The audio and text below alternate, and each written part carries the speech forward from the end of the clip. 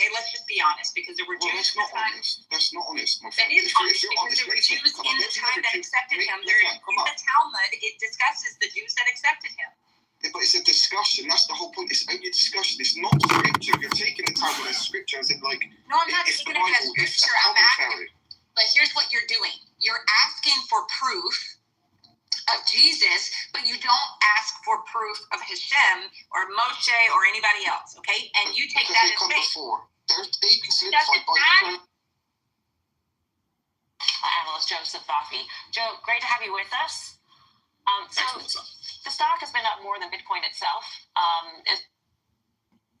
Inflation, and they are an interest market for other countries. So Brazil is an emerging market, and they have a lot of potential.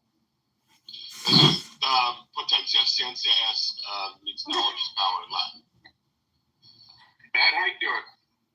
Pretty good. At the shop for Shabbat.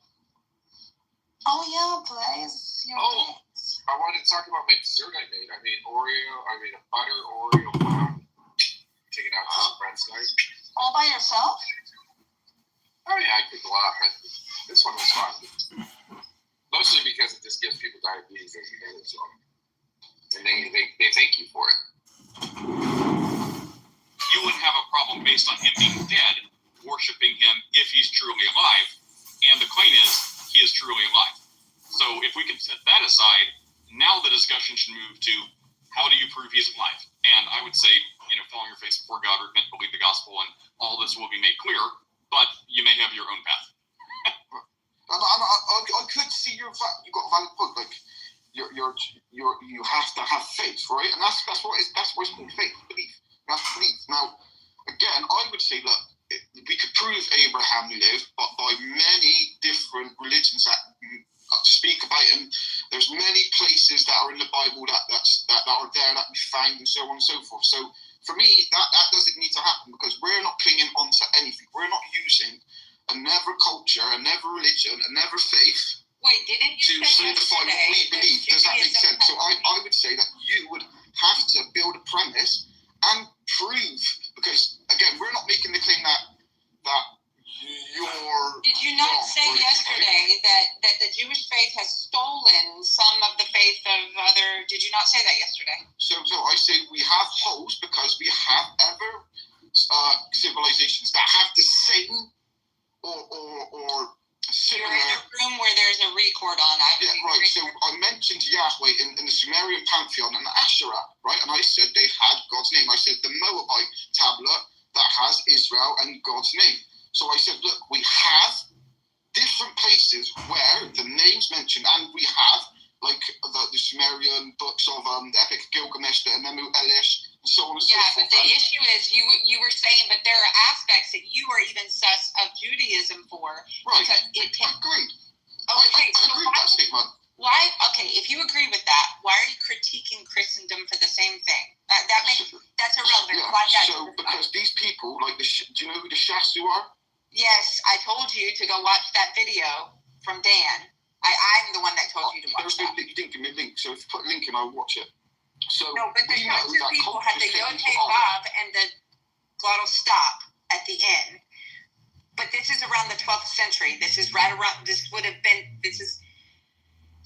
okay, we're derailing too far. My point is, if you're going to criticize your own... I know that you were secular and all of that, and now you're coming back to Judaism, and you're criticizing, and you're taking more of a critical, I get that, but you can't criticize Christendom for the same things that you just criticized Judaism for, but then turn to us and say, you should accept Judaism, because it's an older religion. It logically doesn't follow. Well, the problem with that statement is that, look, Christianity comes from Judaism. Literally, the man that you see as God was a Jew, and he practiced Judaism. He went to synagogues. Now, if he wasn't a Jew, he wouldn't have been allowed to go into synagogues and teach. So it's clear and it's evident that he was an Orthodox Jew. So what I'm saying to you is, the person that you worship believed in Judaism. Not for me, because if you're the person you see God as accepts Judaism, I don't need no more validation.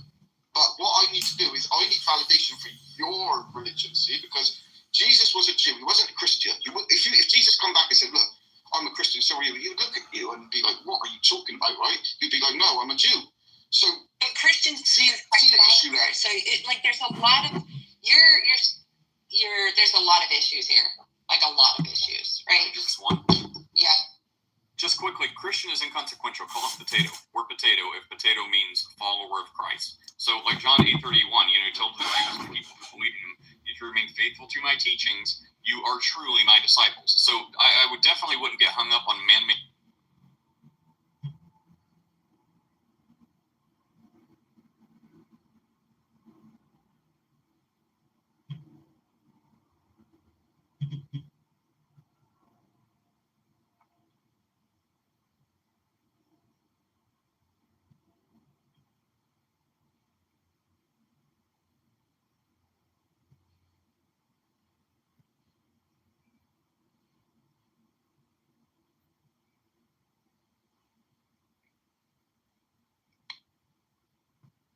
Okay, this is a meditation I enjoy. I'm going to read Yogananda Paramahamsa,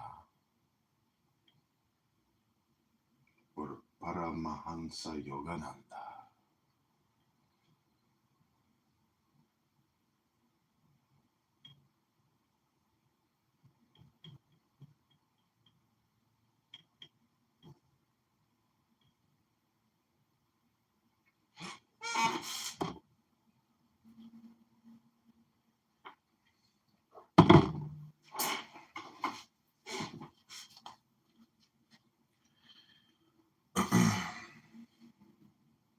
Peace. Peace flows through my heart and blows through me as a zephyr. Peace fills me like a fragrance. Peace runs through me like rays. Peace stabs the heart of no one worries. Peace burns through my disquietude. Peace, like a globe of fire, expands and fills my omnipresence. Peace, like an ocean, rolls on in all space. Peace, like red blood, vitalizes the veins of my thoughts. Peace, like a boundless aureole, encircles my body of infinity. Peace flames blow through the pores of my flesh and through all space. The perfume of peace flows over the gardens of blossoms. The wine of peace runs perpetually through the winepress of all hearts. Peace is the breath of stones, stars, sages. Peace is the ambrosial wine of spirit flowing from the cask of silence, which I quaff with my countless mouths of atoms.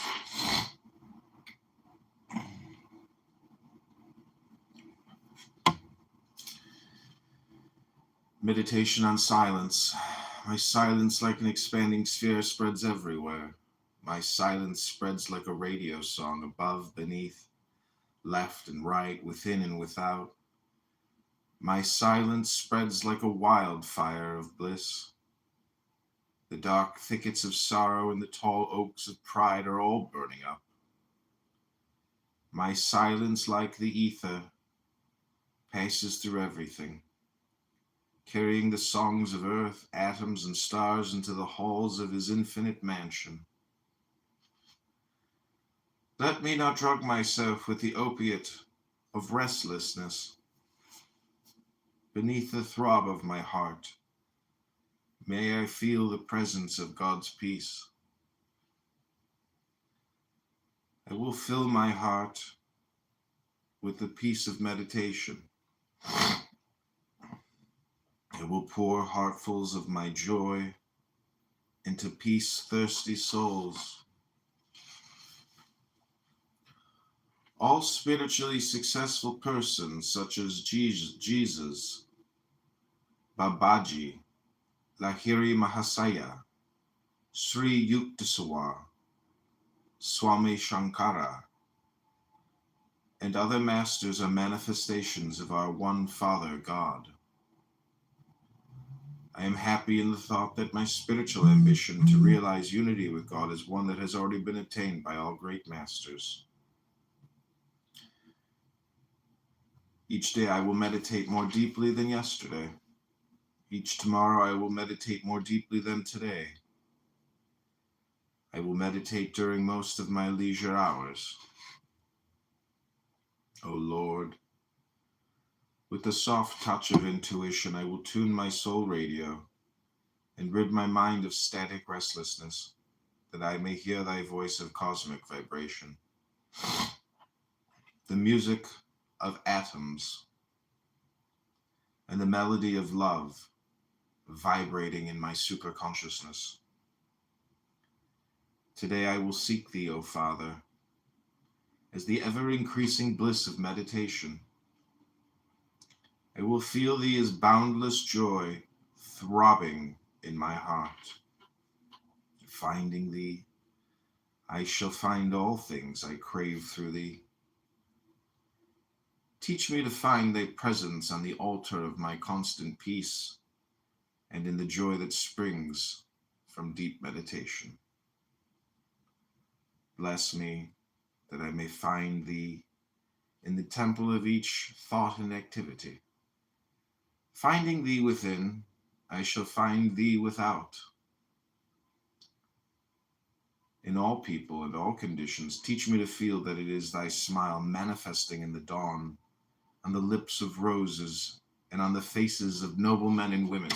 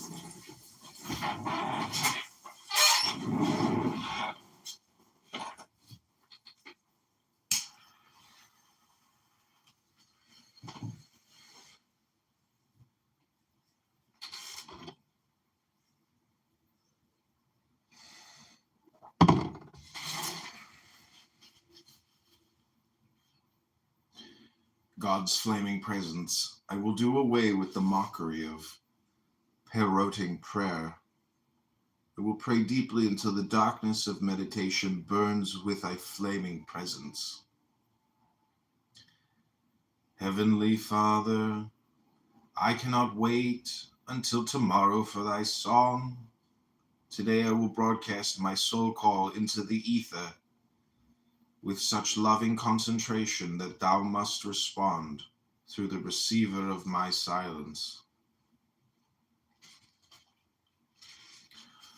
O Spirit, ever existing, ever conscious, ever new bliss, take away from my mind the weight of indifference and forgetfulness. May I drink the nectar of thine ever-blessed presence.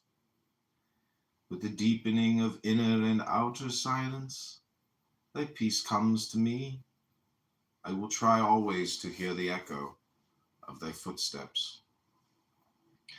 Having thee as the deepest joy of deepest meaning, I know that all things, prosperity, health, and wisdom, will be added unto me.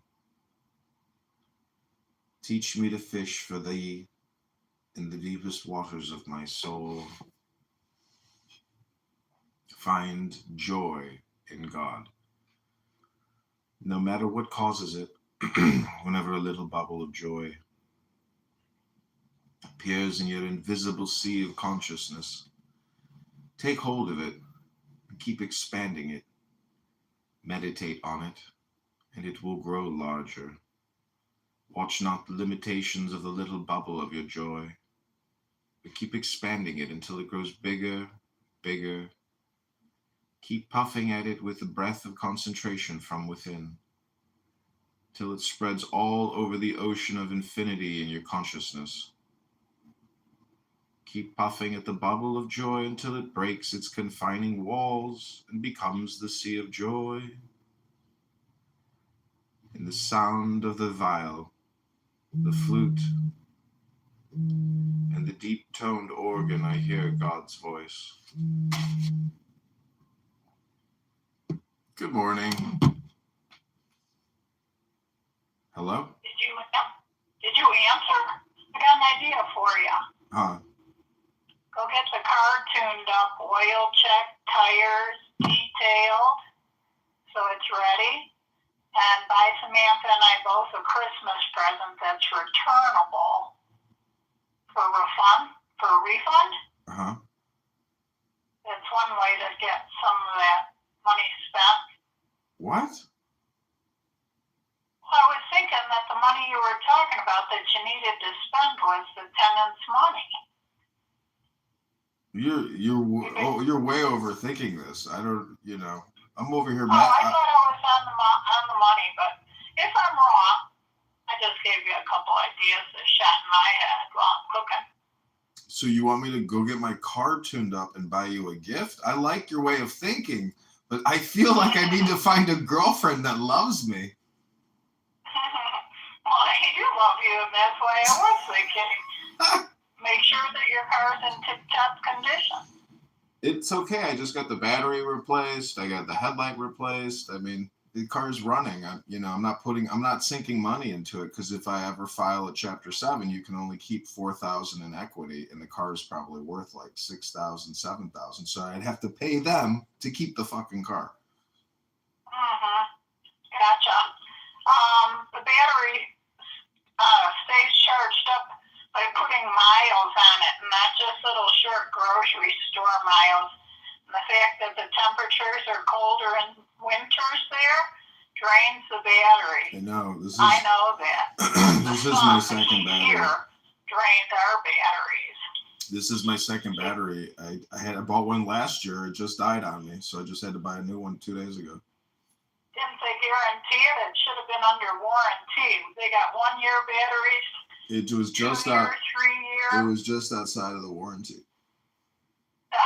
I think they sold me a shitty battery, like an old battery. They sold you a cheap one. You asked for a cheap one. I know about batteries. My Subaru's had 4 since 2017, and that's due to Starlink having installed in the Subarus. Starlink? Some outdated equipment, and it drains the batteries. So there was a class action suit nationwide. That's what I put a car alarm and a starter, and I'm pretty sure that the car alarm drains the battery.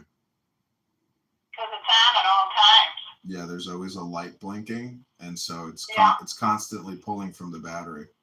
And that's the same thing with the Subaru. It's constantly pulling. Yeah. So when I sell this car probably next year, I mean, goodbye. Yeah. Well, anyway, how'd you sleep? I slept fine. I don't skip a beat. When I go to sleep, I'm tired and I'm, not in a bad state of mind. I mean, I go to sleep content every night, Well, that's good. Yeah. Better than I do. I was wondering if it would be useful for me to throw some money at your utilities. No, don't even bother. I am on a ship that is sinking. Why would you put money on a ship that is sinking? Well, because I don't want the utilities shut off. The electricity is what runs the furnace. Listen, the electricity... It's not just gas, it's got an electrical hookup. The electricity on the furnace is tied to the first floor unit. Okay, so is somebody paying that? Yeah. Listen, do you think that things over here are just like falling apart? No, I mean, you're way overthinking. I'm asking if you need that assistance. Why would I need... Listen, keep it. Don't you get it? I'm a black hole. You're the son of light. just stay bright. Let my little dark hole, financially figure its way out through the black hole to get back to the light. It's gonna happen, but this will take time. And I'm not starving. Everything that needs to get paid is getting paid. Have faith in your son's brain. Your son's brain is operating at a pretty high level of understanding and action. I'm taking care of things. It's got Max, M-A-X, grandfather Max ability. I'm reading an incredible book over here. Would you like to hear a verse from it? Surely. Let me go turn my morning music down.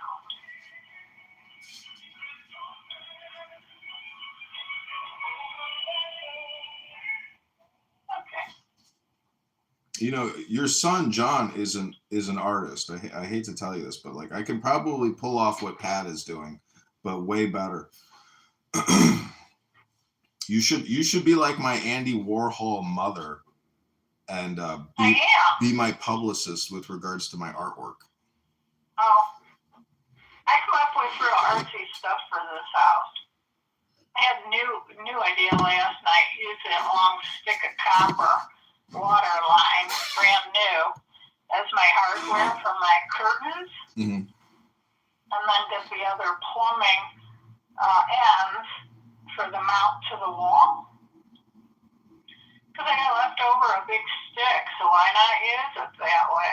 Do you remember when I was young, we did this yarn art project on styrofoam where we did a wrapping and then we framed it? Do you remember that piece of artwork we made today? Yeah, it was orange. It had a lot of oranges in it, and I put it into an acrylic box. Yep. I was so proud of that little thing when I was young. I was like, I wonder where that went. Yeah, it did was. Did you get it back? Or did I thought you had it. I thought you had it hanging on your wall. Not anymore. I did for decades, but I didn't bring it along at some point. Mm. Aww. Well, okay, listen to this. This is a book I'm reading. This chapter is called My Beloved is Calling Me. With flowers, with bright skies, with the divine manna of joy and happy minds, with souls full of wisdom, with songs of the birds, with divine melodies in the hearts of men, my beloved is calling me to retrace my footsteps to his home of peace within. I will seek the kingdom of God and the joy arising from constant, long, deep, continuous meditation. I will conscientiously seek to find the Lord within, and will not be satisfied with the little imaginary inspirations that come from short, restless silences. I will meditate more and more deeply until I feel his presence. By realizing God, I shall be reclaimed as his child. Without asking or begging, I shall receive all prosperity, health, and wisdom. O thou perfume of all hearts and all roses, I mind not how many days of scalding sorrow cross the threshold of my life to search and test me. Through thy blessing, may they remind me of my errors, that I have kept me away from thee, protector of all. I care not if all things else are wrested away from me by my self-created destiny, but I shall demand of thee, mine own, to guard the slender taper of my love for thee. O glorious omnipresence, let not the fire of memory for thee be blown out by the gusts of oblivion rising from the whirlwinds of my worldliness. Through meditation, I will stop the storm of breath, mental restlessness, and sensory disturbances raging over the lake of my mind. Through prayer and meditation, I will harness my will and activity to the right goal. Wow. Sounds like a constant journey. It's written by... But that's not just using your experience you're going through right now. This is my... It's possible. This is my hour. Live like that. This is my hour of power, Mom. You know, this I is understand my morning meditation. But you know where it did take my mind? Living more free willy, like in Costa Rica. Mom, my boyfriend is here. My boyfriend is here, Zach. Oh. Hello, Mrs. Kiddiver. I love your accent. I dated a girl from Chicago, and she called me Zach. Zach. Oh. Zach, my mom told me yesterday that I should find a gay guy off of Craigslist to come live in my apartment to secretly pay me cash so I can avoid the court order. Yeah, just find a gay guy, and then you just hang out naked all day, and he gets gratification from watching you, and then he pays your rent. Okay, so there's Zach. Got it. Thank you for sharing. So Mom, I record a meditation in the morning, and Zach is a random person off the internet. He's a Jewish guy, lives in the East Coast.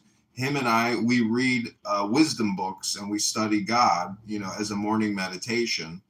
And then we go work. So we're not gay. We like God. We're gay for God. Happy for God. I have a girlfriend. Yeah, and he has a girlfriend, and I have a couple girlfriends. Okay, so the point I made was America is a pretty sick jungle. Yeah. Living in underneath all the rules and regulations and expenses. Maybe living somewhere like Costa Rica, I've been there a few times. Seems like those damn people are happy as hell.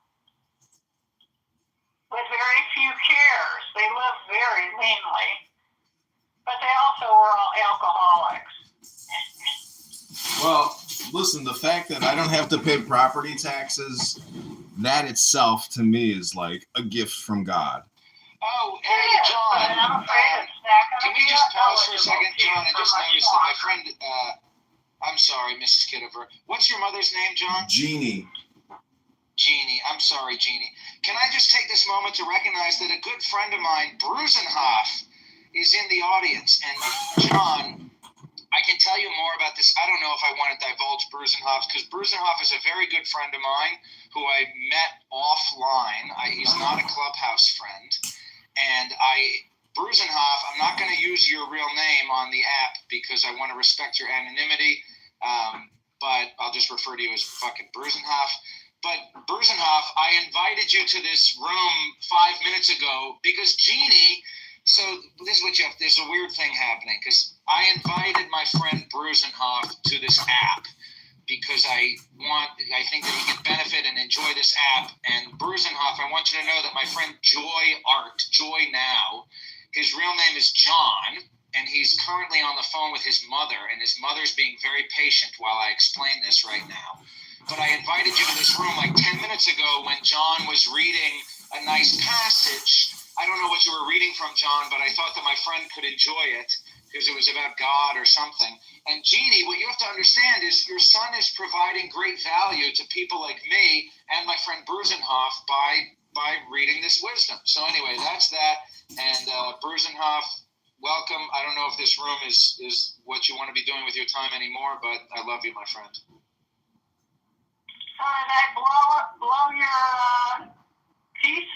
And if I did, I'm sorry. This is a continuing conversation from last night. And if I can help my son, I tried, only from experience. But John's doing real well with his spiritual life, I can tell you that. Okay, John. I'll say goodbye. I gotta get ready for the club. Okay, Mom. Thanks for the call. Call if you want to chat. Okay, I will. God bless. Talk to you soon. Bye, Zach. Good to talk with you. You're a good mom.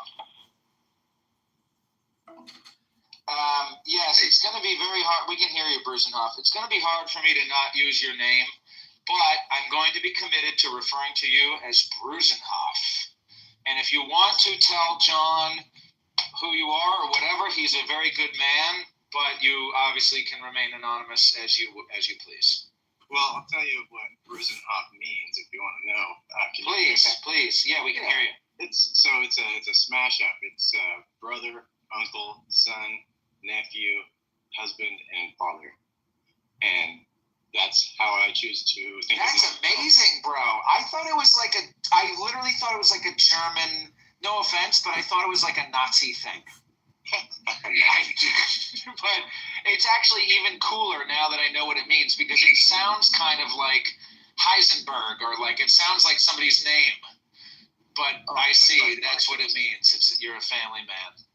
Yeah. So hey, I actually have to walk into class right now. All right, you've got to go.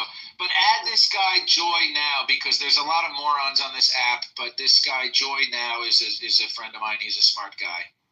Okay, I just added him, I think. It's got a little green circle next to him now, so. Nice. Okay, talk to you All soon. right, man. Good. Have a good day. We'll talk to you later. Yeah, hey, good luck where you're going as well. All right, thank you, bro. All right, bye. That was kind of fun with my mom on Clubhouse. I feel like she heard that voice could be, you know, internet famous. She's got a great accent. You should hear her sisters, her mother. They all sound the same. Every time they put a lot of Y's, it's very happy. You should do a Chicago accent. I feel like if I need to do a Chicago accent, I have to make my voice like a higher octave. But that's a bad octave. The O. How do you say Chicago O? Chicago. Anyway. Well, you know. This app is largely a waste of time, but I do think that what you're doing on the app is probably the smartest and best way to use it. So that's why I encouraged you to return. Yeah, somebody gave me a shout out in Roger Mayhem's room last night. They said Roger was asking all these questions about, you know, who is the biggest troll? Who is this? And so somebody was like, I don't think some people, he was saying, who is someone who has changed most as a result of the app for the positive and things like that, or for the negative even? And so somebody said, well, there's some people on this app that should never change, that the way that they use it is they're making people think about things in a different way. And then somebody said somebody's name. He's like, I was actually thinking about Edmund. And I was like, whoa! But nobody wants... I thought you were British. I thought you were British. I thought you were a British man. That's how British I thought you were. Well, I want to go to London and then stage a bunch of like Aleister Crowley readings. I wonder if they would like kick me out of the country or something, you know? Because why do they not like him? No, but they would just see how like an American subversive, you know, is like manipulating the public in England or something. Like they're very politically sensitive. Right. Don't they have that? Yeah. Well, I was going to say two things. First, I was going to say in England they have that speaker's corner, which seems like a very cool concept for a park. Yeah, that would be fun to people YouTube in there. People get up there. But now, the second thing is that I have seen a lot of shit about people getting arrested for posting online. And that is disturbing to see. Well, that speaker's corner is like Clubhouse. Right. So, I mean, the technology, that's why I say the app is just free telephoning. And really the users are the app. This is just basically like, it's like clairvoyancy. You know what? Do you publish on YouTube? Yeah, a lot. That's true. You publish on YouTube. A lot. What about Spotify? I was actually making a real podcast. I was making a podcast. I was, and then they got rid of it, and then they brought it back or something. So because of copyright. No. The company did something where they shut it down and they brought it. Anyways, the point is, every time the app changed. Yeah, every time I've ever been on Clubhouse, guess what I also do? I record on a dummy phone the audio of every single time I use the app. So on my computer, I have 1,000 audio files. It's mostly garbage, bro. It's mostly boring. It doesn't matter. I just want to upload it, label it, and walk away from it. because if the app... This is a fascinating form of neurosis. Industrial complex. He's crazy. I mean, it's like you're like a man making sandcastles. Well, so there's this woman who recorded television for like 40 years, and she bought... Right, I heard about that. Yeah, total neurotic. And the Internet Archive apparently acquired her assets, and they are like digitizing all of her television. So what does that mean in terms of propaganda and analyzing Project Operation Mockingbird? You'll be able to look back on timestamps of major military events and look and see what all the major television networks were pushing out and what the messaging was. And you'll be able to make an inference about integrity, about ethics, and you'll about be morals. able to do that except with the morons of the world. Listen, Like, Seinfeld is a successful show because it's a hypnosis show. It's a funny show about nothing, which is the essence of philosophy, which is wonderment at the void, or the no thing, or the this or the that. So it's always going to be the same shtick or show. It's an inescapable motif. I hear you, but I guess, well, maybe with our powers combined, maybe this is where I come in. But I think that out of all your archives, how many episodes? I guess Joe Rogan has 1,000 episodes or something. But I got 4,200 videos on YouTube. I got 6,000 videos on YouTube. And the point is, I'm trying to exhaust all possible avenues of approach. And I'm trying to fail fast. Every hour I fail. I hit the stop button after an hour. You're doing A/B testing, aren't you? But you guys are my participants. And there's a lot of people on this app that are participants that do not know that they are participants. Are the episodes only an hour? If you go to my YouTube, I generally stop it after an hour. Well, then I think you could be easily just double uploading those to Spotify and have another venue. Because, you can't watch videos on the YouTube app with your phone in your pocket. Okay, I'll put them all on Spotify. But why don't you also create a Spotify? I will share your Spotify. I have a Spotify. Okay, well then on X, I need to know your X so I can retweet all of your episodes across my 50 different X accounts and get you distribution. All right. What's going on, Chris? I was just like Mr. T, that Irish fella. He is like totally type deranged, not K. Like I can't, like he's totally deranged. He hates everybody. Yeah. He hates everybody. He's a dirty little leprechaun. Oh my! I was like, what is it? I listened to him, and it's all in Diego. It's like Jews. What the fuck? It's their shtick. It's a shtick. You got to admit. I think for Diego, it's a joke. I think for Tim, it's real. Well, Tim hates everybody. I've heard him tongue lash everybody. He hates everybody. It's not just the Jews. So what does that tell you, though? I mean, if you study philosophy and you get to agape and fatherly love, Tim is devoid of fatherly love. I wonder what his relationship is like with his father.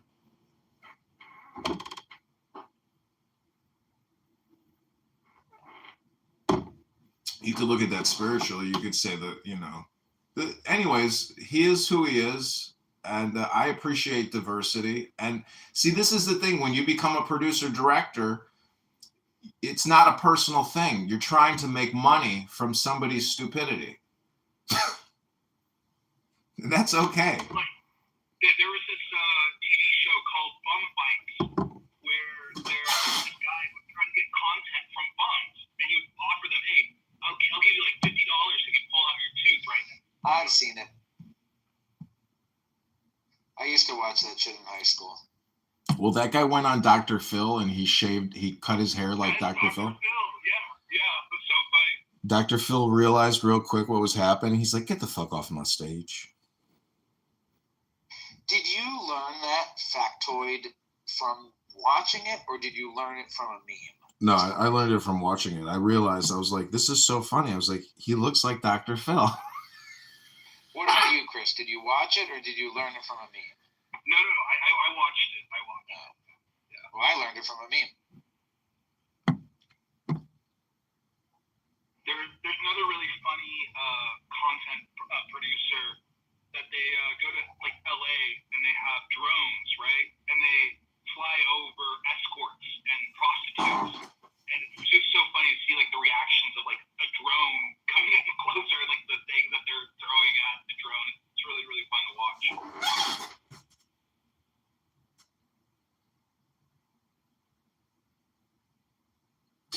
Diego. So I was meditating with this incredible little book I got called Metaphysical Meditations by Paramahansa Yogananda. They're like really very, very direct, over the top meditations. So they're very powerful hypnoses. And I would suggest you get a copy of it because it's really far out. He was definitely like the psychedelic guru of the 60s. You know, he was a stinky, greasy, disgusting little dindu. But, you know, this is like the spiritual path. India is, you know, extremely religious. So you have ascetics who do not care about the material world, but they end up becoming very wealthy because they become spiritual teachers to everyone in society who are working in the physical world. So, you know, and then they rape 13-year-olds, you know, as their spiritual gurus. Well, that's how it goes. That's the problem with morals and ethics, where there's a girl on this app that we were talking to yesterday, Goddess. She does Kundalini awakening events. And so it's erotic dance or naked yoga. And some people are so immature and despicable and disgusting, you know, that they will commit crimes during erotic Kundalini awakening because they're so turned on and they're basically still in a monkey mind type of thing. Is getting a boner a crime?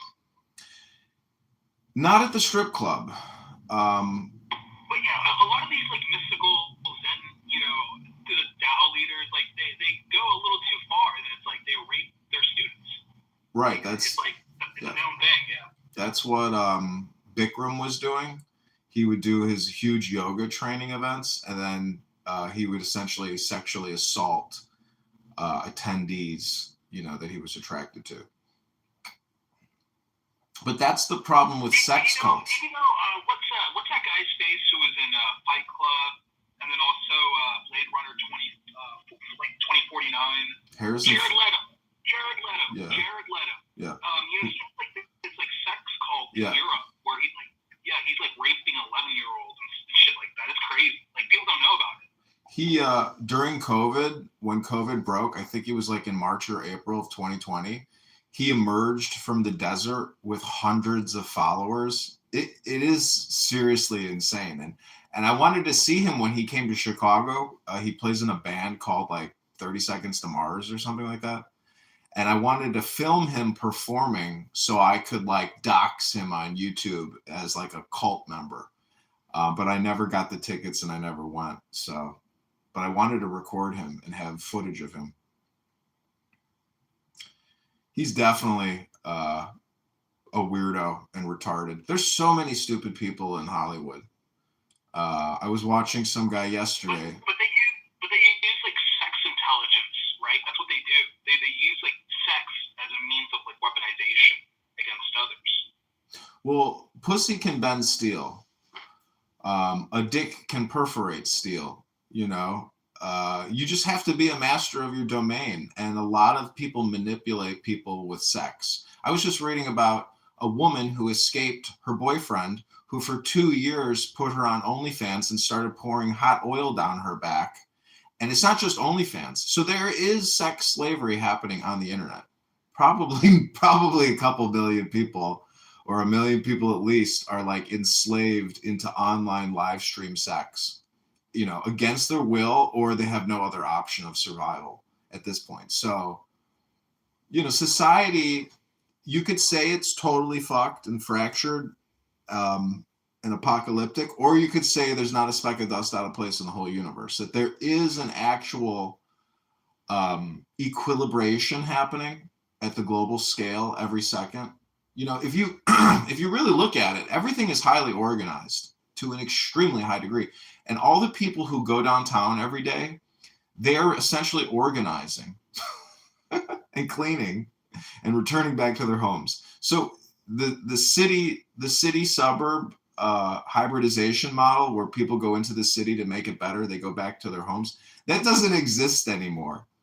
So, you know, it does exist, but you get my point, where it's not, nothing is really happening. People are just like organizing what's already highly organized. Hey, do you remember Coco? On this app? From the app? No. The Blackberry Juice OnlyFans creator, right? Like she Yes. posted on Reddit and shit. Like Yes. That's what made me think of her.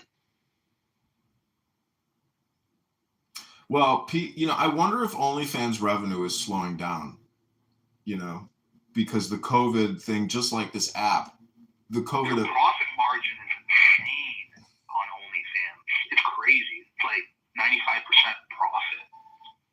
Well, I heard that they take 20% of the revenues, the creators cut, and then there's the merchant fee. So if they're taking 20% and they're over, like, their margins might only be 10%.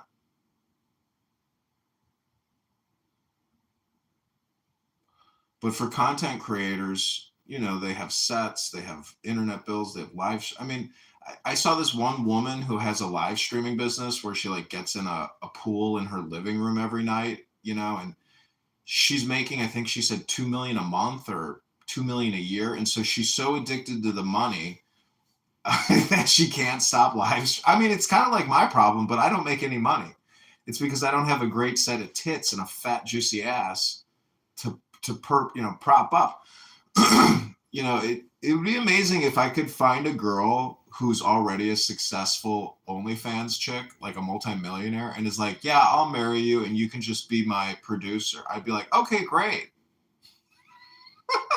No problem, honey. I'm going to go to the kitchen and make you breakfast. Get on live stream, baby. Daddy's got to eat.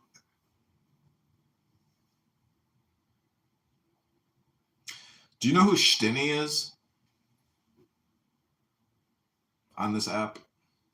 No. Well, she's like always watching my my live streams, and she's commenting. I don't know who she is exactly, but I know she doesn't like me. Like, it's amazing how once my cover gets blown on this app, it spreads like wildfire.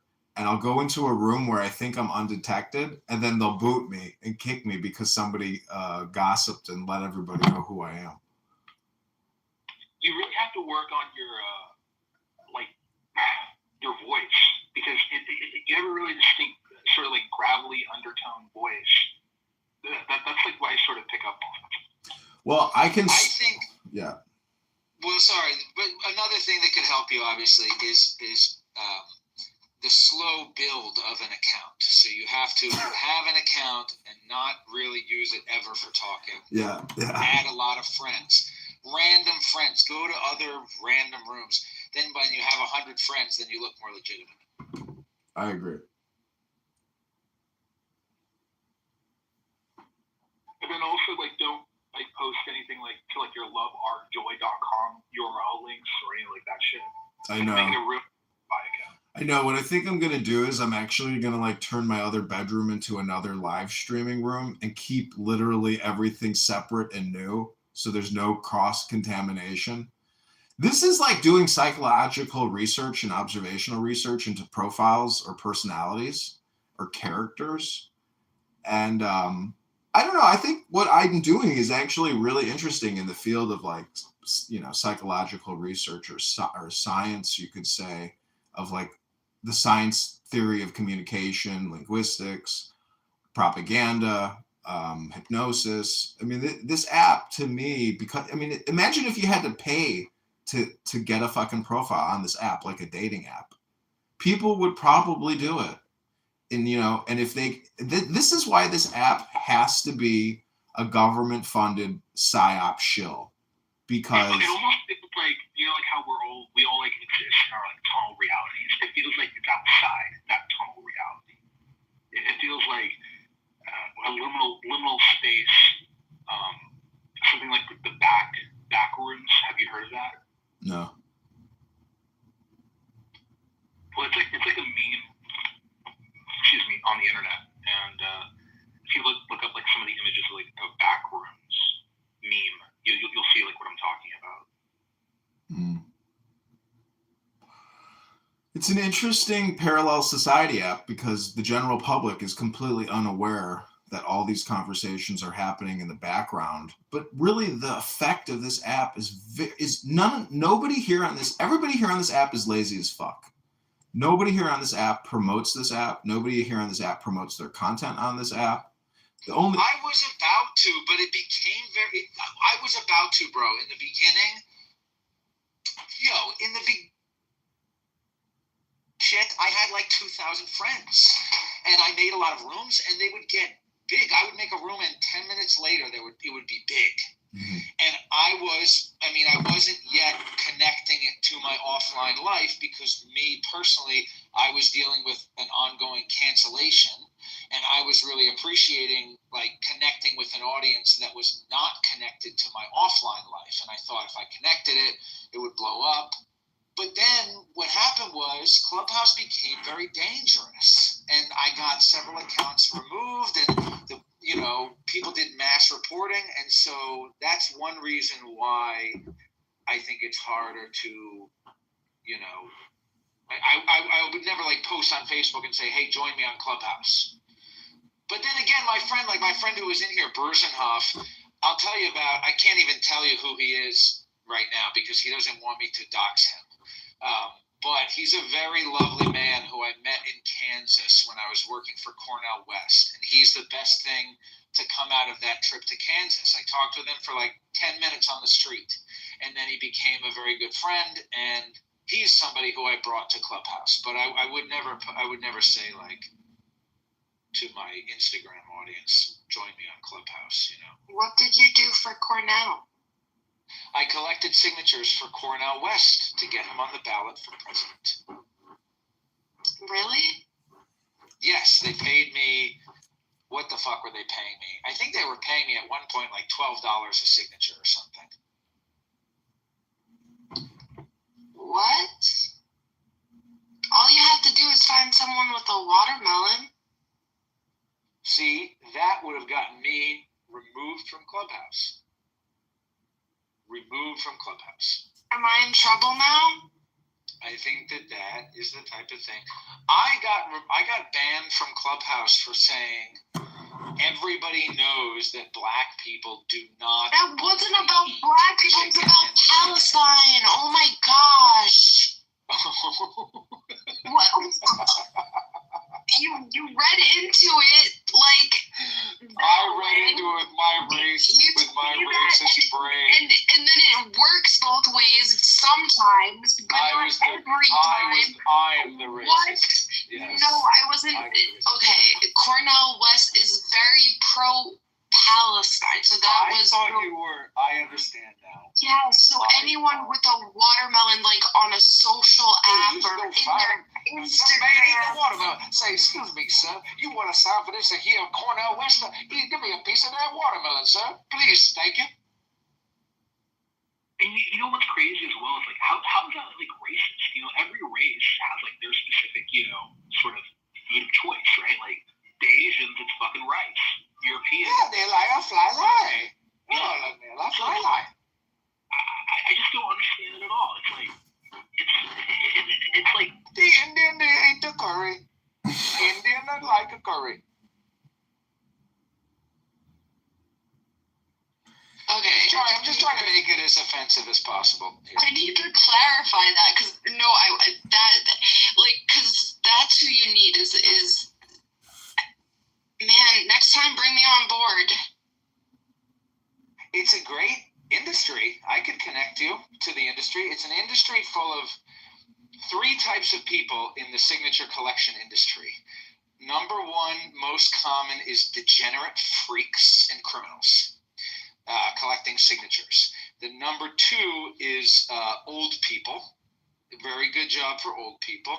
And the number 3 is interesting, quirky folks like myself. But the old people do it for free. Like, my mom's always doing this stuff for free. So, yeah, well, that's her loss. So I'm, like, very good at, like, opening credit cards. So I could do it. I don't take no for an answer in the best way possible. Well, yeah. So dangerous. So I think everyone in this room not dangerous. has now lost the game. You've been memetically info hazard, mind virus. You've now lost the game. The game of life. No, have you never heard of the game? If you think about the game is the game of life, right? So if you're losing the game, you're losing at life, and that's why I love sweatpants, because I did give up on the game a long time ago, and I love sweatpants and pajama pants. I can't believe none of you guys have heard of the game. Yeah, I've read the book with the bald asshole. I know all about him. I didn't understand that book, and I probably did a superficial reading, but I listened to it quite a bit. But it wasn't. Once I read this book on neurolinguistic programming from the 1980s, and I read that all communication is hypnosis, it made me really realize the value and power of positive words in communication, especially with women that I want to love. You know, there's like ways to make people feel good. There's ways to make people feel uncomfortable because you yourself are, retarded. So if you get really good at communication, for example, if I take a girl out on my boat and we're smoking a joint, enjoying the sunset, it's easy for me to try to, make a hypnosis and say, okay, take a deepest breath of the day. Imagine yourself in the city, you grow, 100 feet into the sky. Like, there's ways to do people through a guided hypnosis. But I have a trauma about a boat. Like, this guy that was rich, kind of, he had a boat and he was into Metallica, and we were on his boat alone, and I would never go on a boat. Did somebody move Danny? I'm sorry. I had to do it. I'm sorry.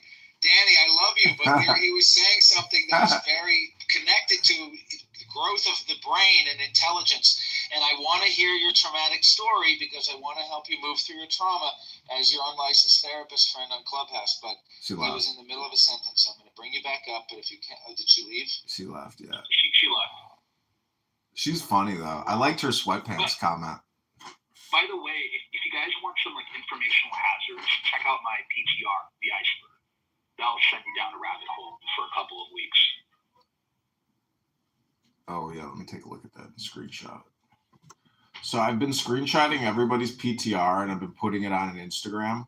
And I'm going to change that Instagram's name to, like, Clubhouse Live or Clubhouse TV.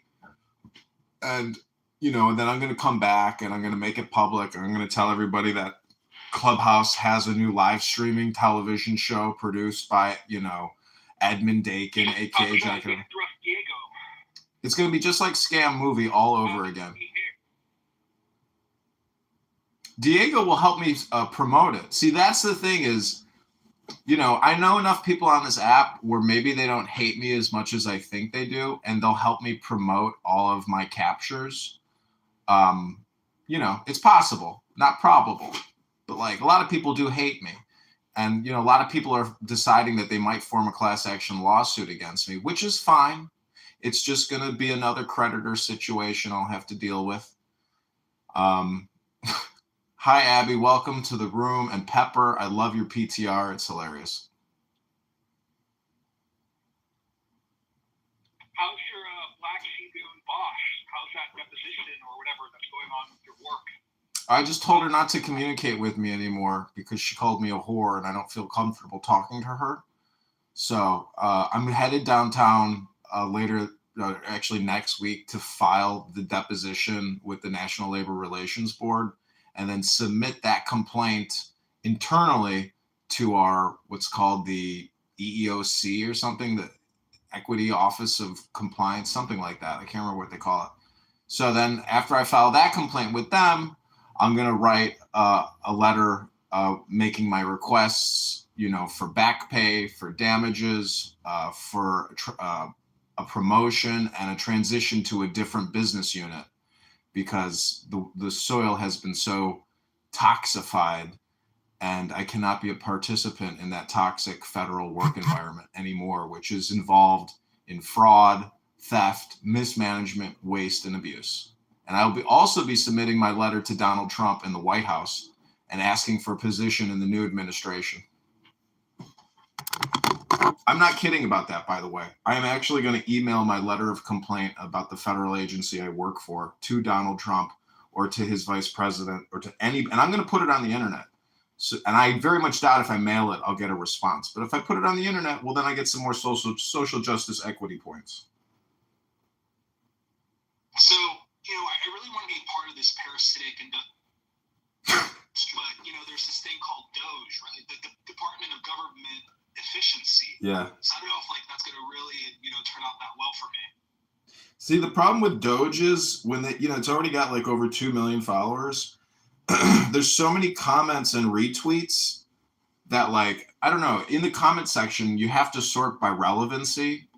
But the point is, there are so many discontented, angry people that shitpost in the comments. Here in Chicago, the mayor, the attorney general, Kim Foxx, whenever they post anything, if you look at the comments section, it's close to "I hate you and I want to kill you." It's that close. Like, people are that angry across the spectrum about their governments, about what they say, about how they act, how superficial they are, how narcissistic they are, how toxic they are. Wasn't there like a recent? There was a recent vote in Chicago that was like 50-0, right? Yeah, but that's all a lie. They already raised the property taxes 150%. They're lying. They're all liars, all of them.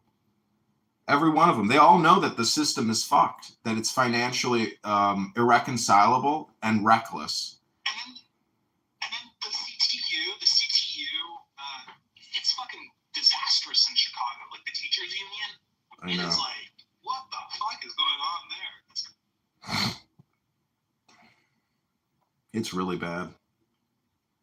But that's just the local level. The federal level, if you look at the out of control spending and what they're spending money on, the $50 billion in weapons they just sent to Ukraine, there is no way that we are not entering into a major global conflict, like expanding it. It's already there. Yeah, I'm really worried about Abby because she lives, in Germany, and like this intercontinental ballistic missile that was launched. Like, Europe didn't do shit. Europe was like, oh, okay. They just kind of launched a nuke at us and there's no retaliation.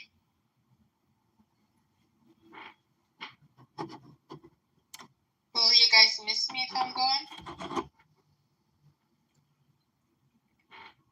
Who was that? Who was talking? Me, Abby. Who? Abby. I don't know an Abby. I think I used to know an Abby. I think she helped me spread joy on Clubhouse. But she disappeared in a nuclear attack on Germany in a preemptive Russian Federation onslaught. Yeah, you're speaking to her soul right now. Well, I'm a deadbeat, and technically you can't beat a dead man because he's already dead. So I've had an ego death, if that's what you're referring to. I guess I get mine soon. I feel it's coming. Okay, I'm ending part 1 of my morning meditation on YouTube. If you want to rejoin the live, click back on the profile and rejoin the new live. Hold on.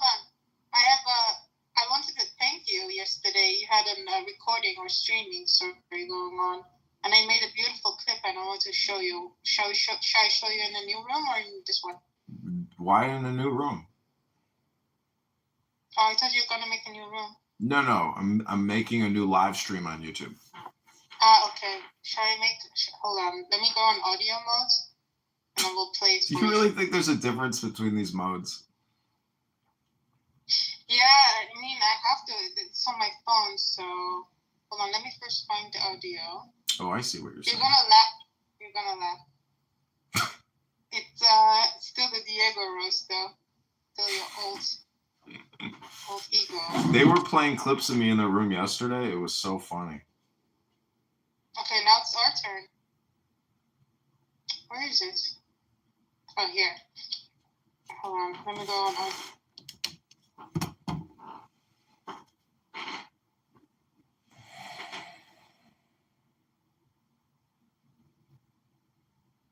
I mean music mode. Okay, there you go.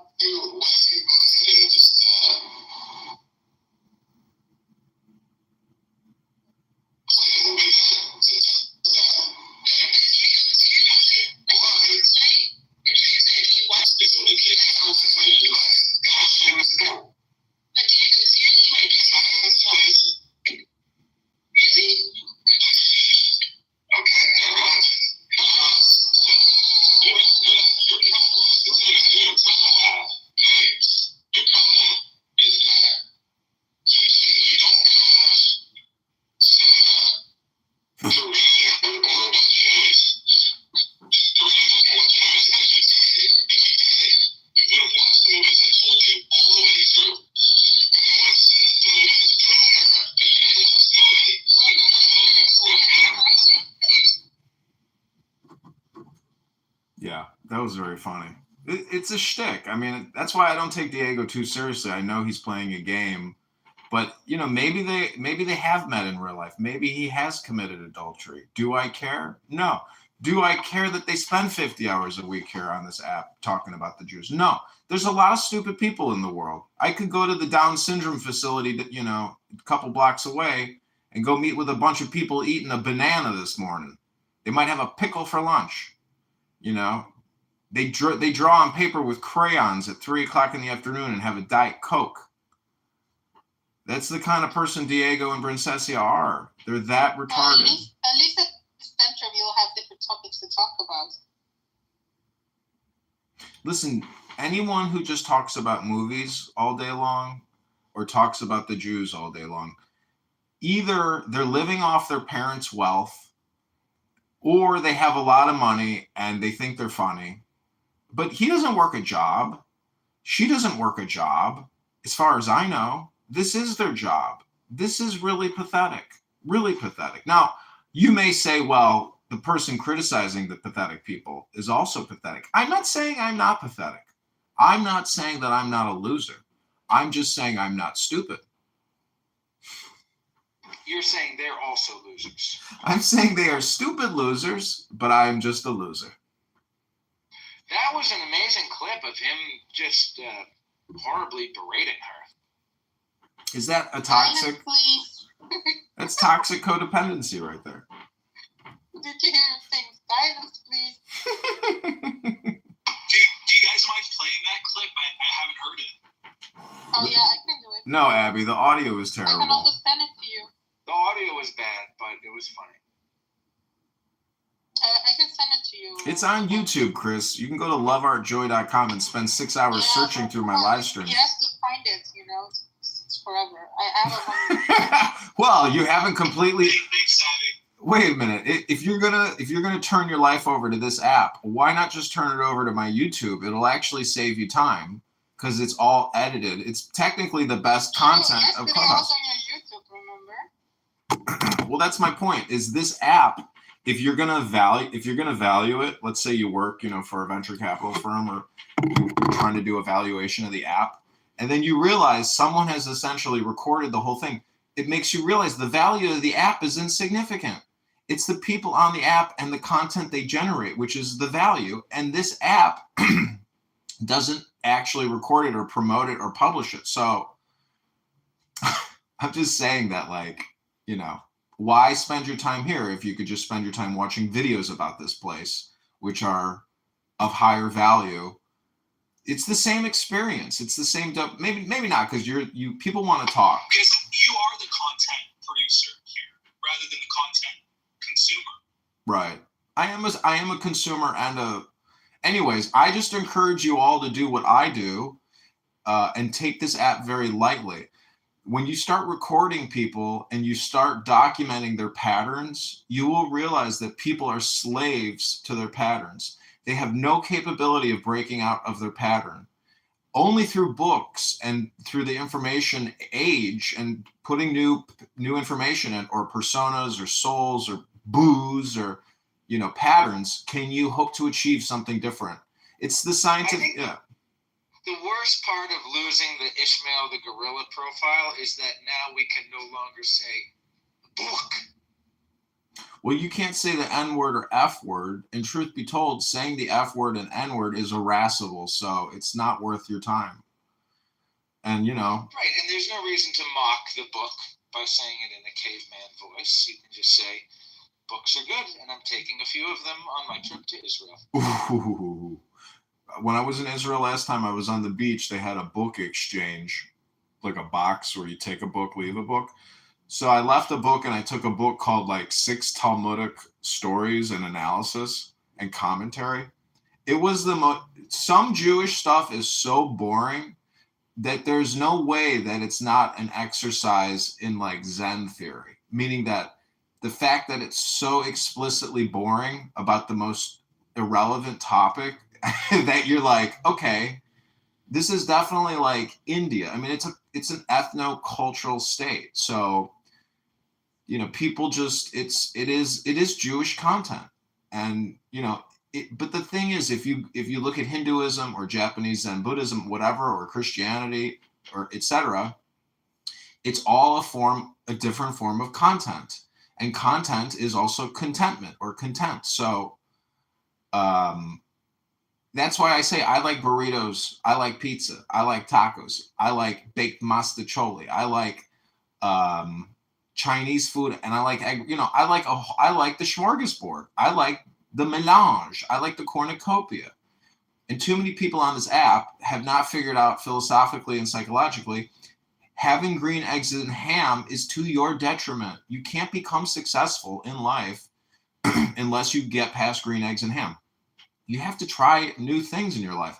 Now, if you're a Jew and you want to be kosher, well, that's your discipline. That's your measuring stick. So it's a tool. It's a tool of self-control. And self-control allows you to pick and choose priorities. And too many people on this app get lost in the linguistic hypnosis. And they literally turn their brain's control over to this fucking app and to the people on it. So that's a danger. You know, and that's why I try to do this intervention for myself and for other people by reading books. You're trying to mind rape them with good information instead of mind raping them with bad information. Correct. Now imagine if I went the opposite and I just started reading horrible, demonic, satanic verses on this app. Do you know that many people would actually rather listen to that? The positive, because at the chemical neurotransmitter level, that's like looking at the news. You only look at the news because you're just so appalled at the horrible everyday regurgitation of bad news. So it's a trick. It's at the subconscious level. It is because if I just say horrible things on this app, it does flare people's dopamine. Now they may kick me, but I can go to another room immediately and just continue the same shtick or hypnosis. John, have you ever read the book The Fourth Way? No. Highly recommend it. I think you would really enjoy it. It's highly occultic.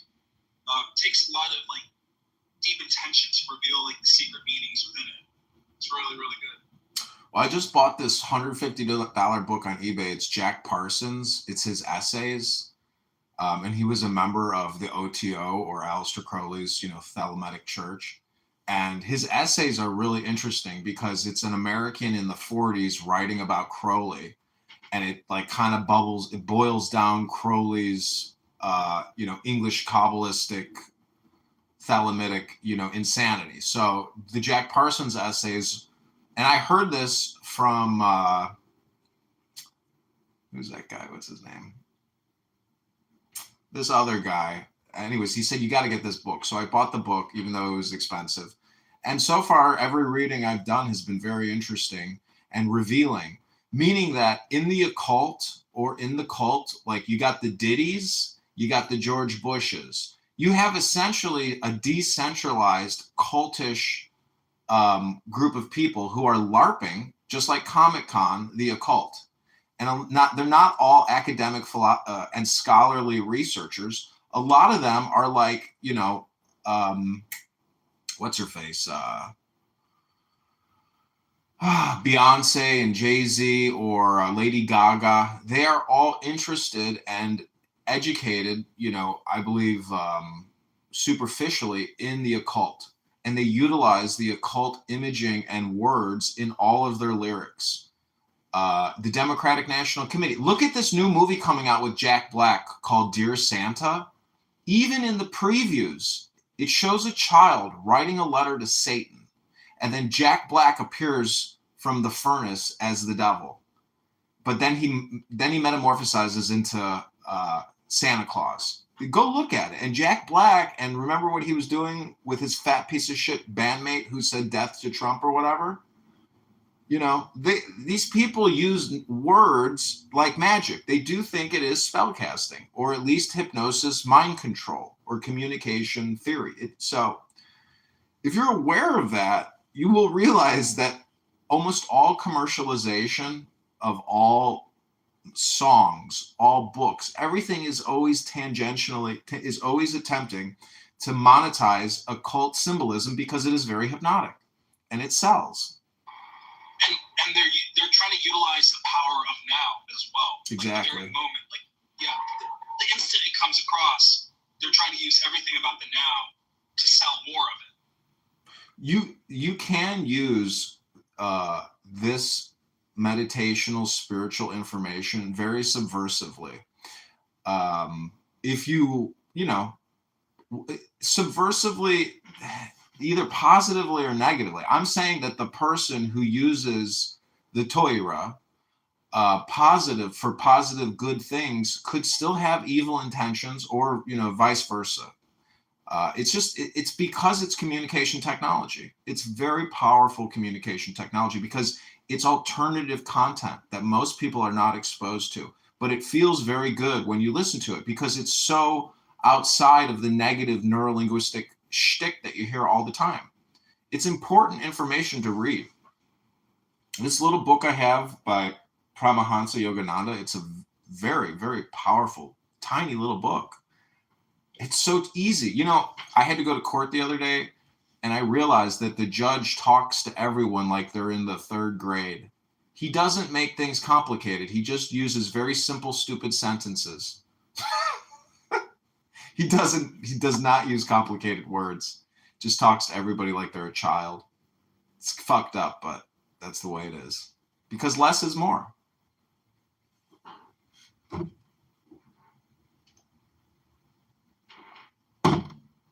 Less is more. And thus, the quote by J.P. Morgan,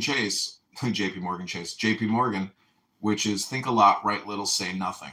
That is the essence of meditation. That is its own alchemical formula, or salve coagula, or the coagulant salvation, or the dissolving of the block. Do you know about Facebook's little red book? No.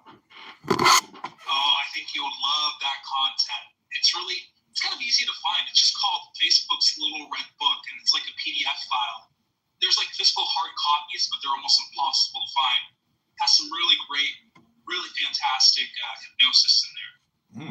It was developed during 2012 for Facebook internally for the employees. It was sort of like a manual of what Facebook was about. It's very powerful. I'm looking at it now. I have it on PDF. Look at this. Facebook was not originally created to be a company. It was built to accomplish a social mission to make the world more open and hacking can be playful as long as it works. Interesting. Wow.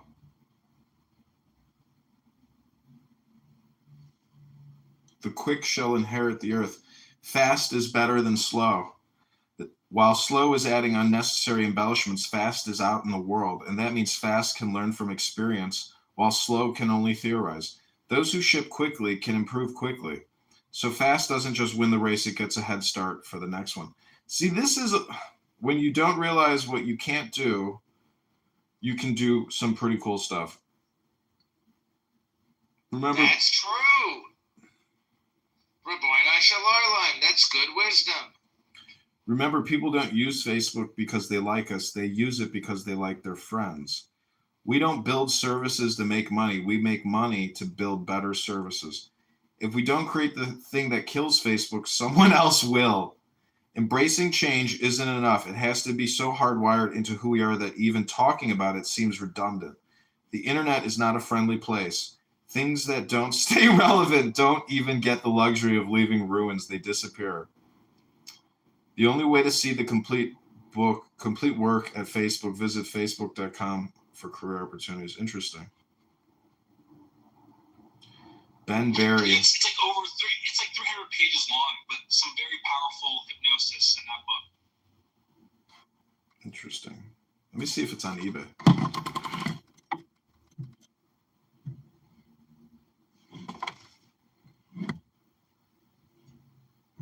That would be a good book to have.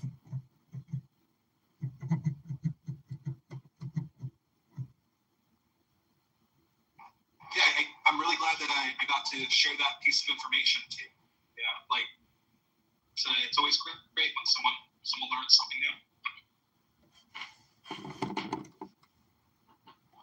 something new. The Little Red Book.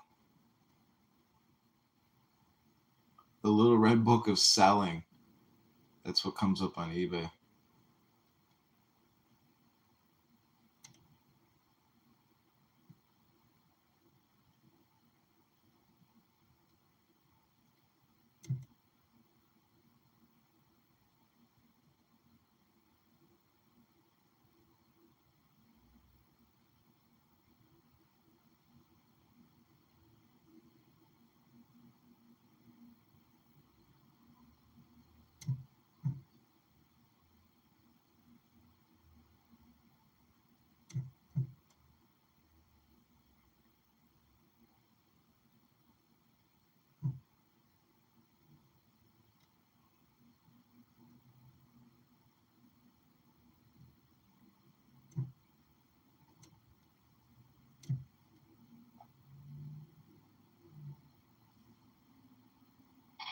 I just posted a link to the complete PDF, so you can check it out. It's really, really good. Oh, cool.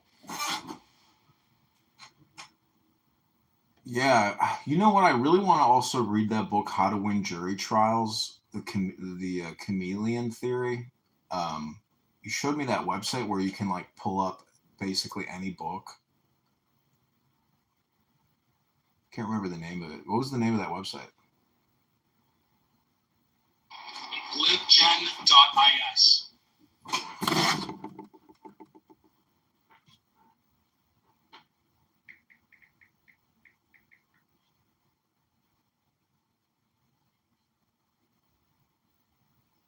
Libgenesis.net? So it's it's libgen, GEN.is. Oh.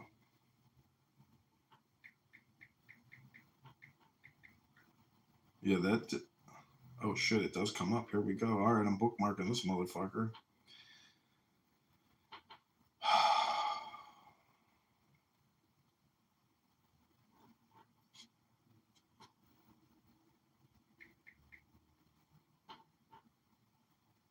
So it was called How to Win Jury Trial. It's like a $600 book.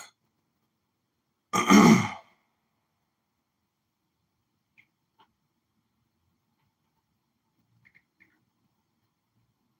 typed in law. Holy shit, there's so many books. It's crazy. Interesting. Wow.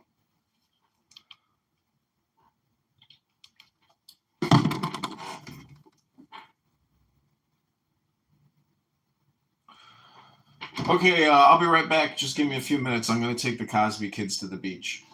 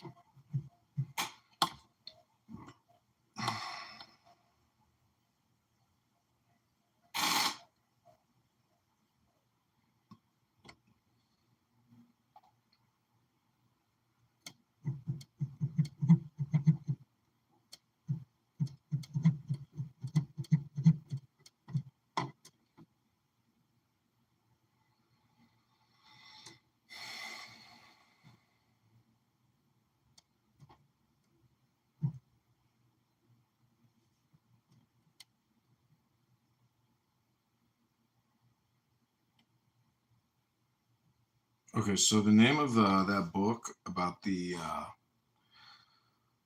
lizard brain science, I just Googled it. There's this website called jdsupra.com. It says, hallmark of the reptile strategy in litigation. The plaintiff reptile strategy aims to influence jury decision-making by appealing to the reptilian complex of jurors' brains.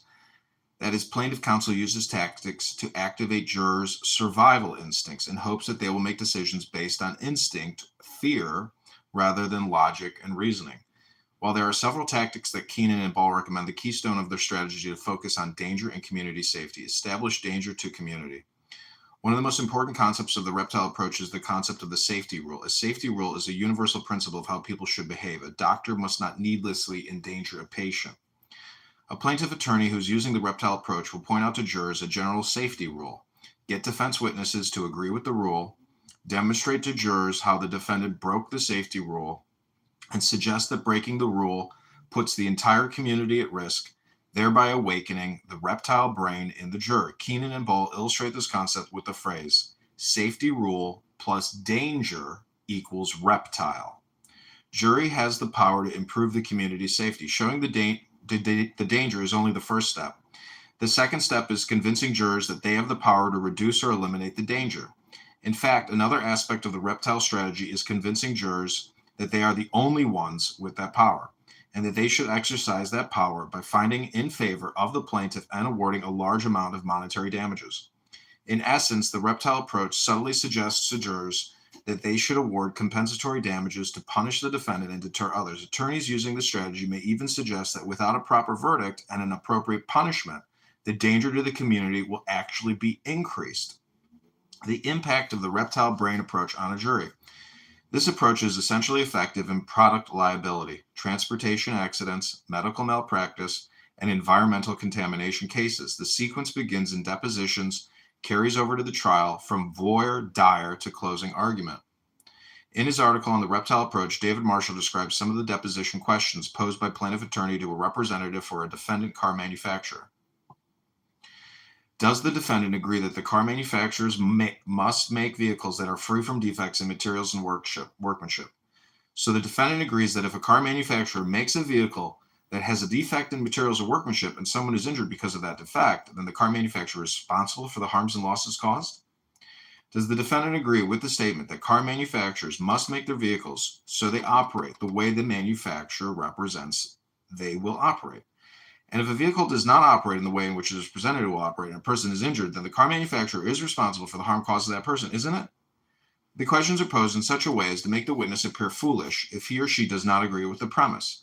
This strategy has a way of garnering high settlements, because depositions that should have gone well have instead produced sound bites that reinforce the plaintiff themes. The questions are also designed to demonstrate to the jury that the defendant broke the safety rule.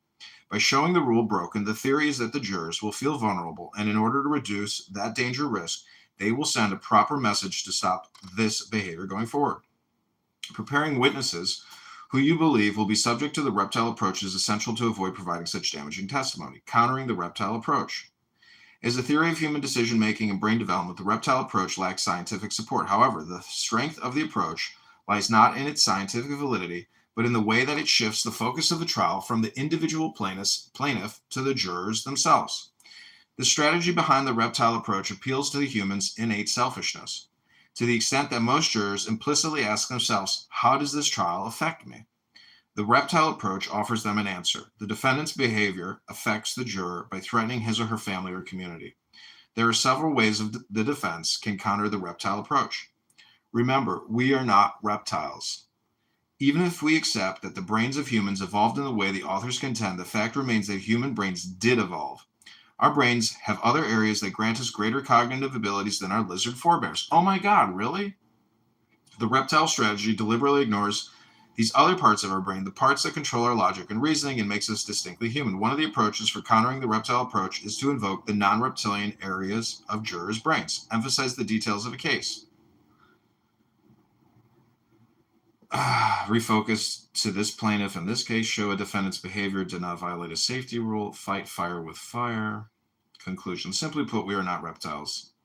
To successfully defend these cases, it is important to understand that the strategy and the ability to identify what a plaintiff lawyer is implementing. When using a trial consultant For witness preparation, voir dire, or other trial services, we suggest making sure that your consultant is well versed in identifying a reptile plaintiff and is informed about the practices for countering such strategies.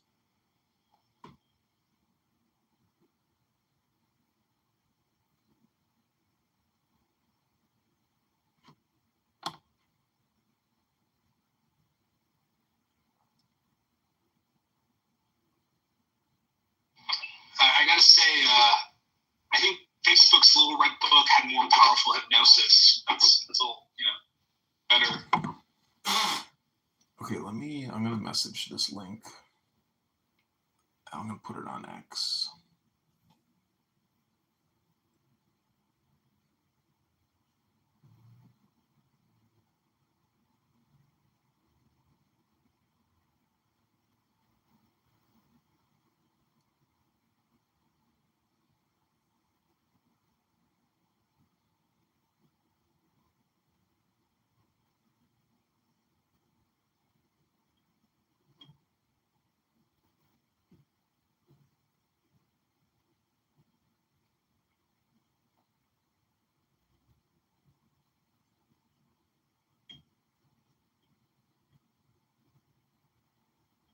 I'm going to send it to Elon Musk and tag Adrian Dittmann.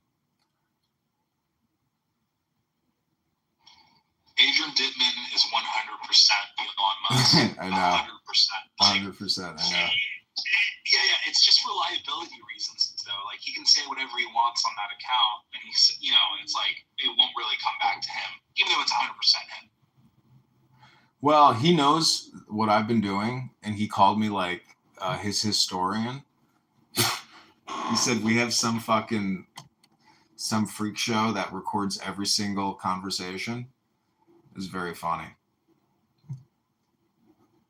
I really like your new setup on YouTube as well. It's really nice with the camera, the phone holder, so you can see who's talking on Clubhouse. It's really great. Yeah, I'm gonna do this in another, probably in 2 different rooms. So the best time to capture Clubhouse is in the morning and in the evening.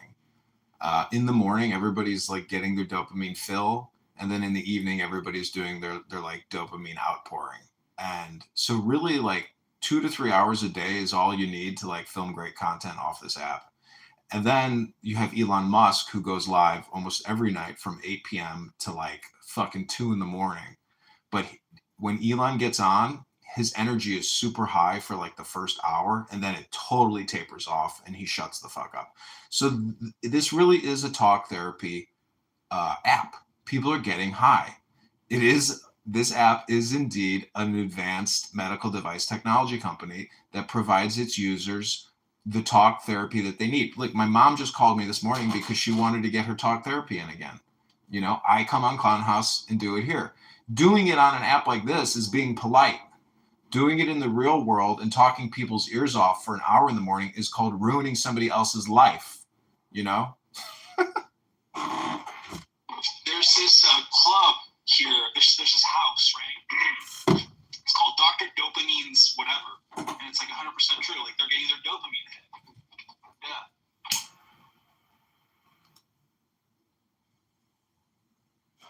My argument is that even though you're getting your dopamine hit, it's better to get a dopamine hit with words of wisdom than it is with somebody talking about, what they just bought at the grocery store, or the fact that they're getting their oil changed today. Like, there's a lot of useless things that really serve no point to listen to.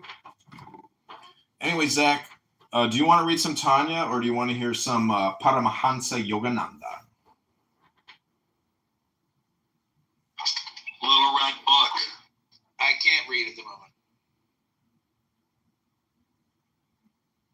Okay, let me just read a couple pages from Little Red Book. The audience has spoken.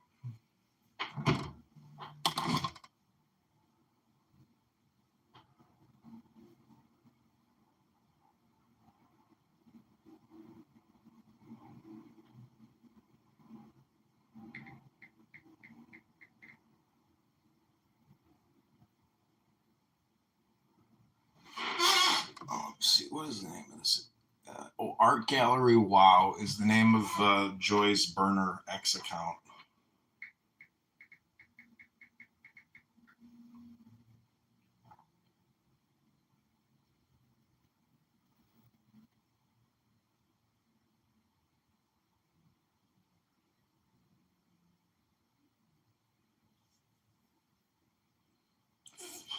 Okay, 146 pages. Whoa. Fuck, I still wish I had a job. I'd print this off at work. Okay, changing how people communicate will always change the world.